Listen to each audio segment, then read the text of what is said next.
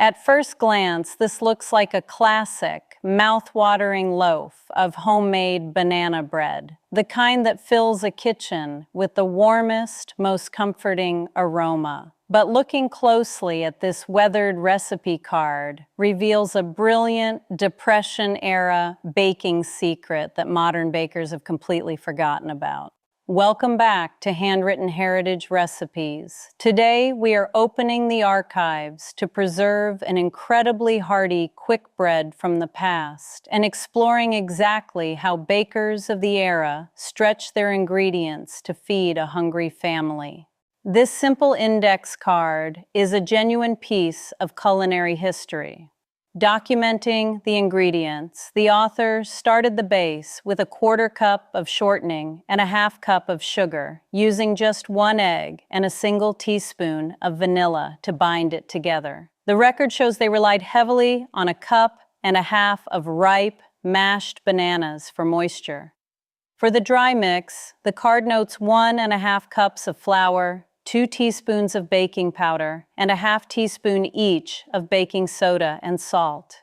What makes this artifact so fascinating to preserve are the substitutions. The use of shortening instead of butter is a classic indicator of 1930s or 40s baking, when butter was expensive and often rationed. But the true mystery ingredient is the addition of 1 full cup of All-Bran cereal.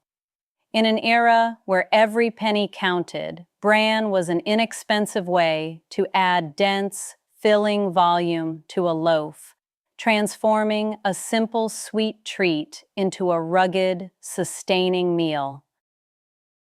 The handwriting at the bottom notes a baking temperature of 350 degrees for 40 to 45 minutes. The final result preserved here is a bread with a deep, golden brown crust and a wonderfully hearty crumb.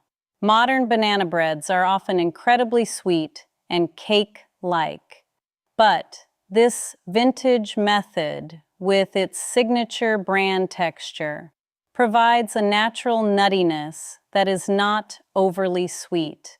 It is the perfect, authentic, quick bread for a morning coffee.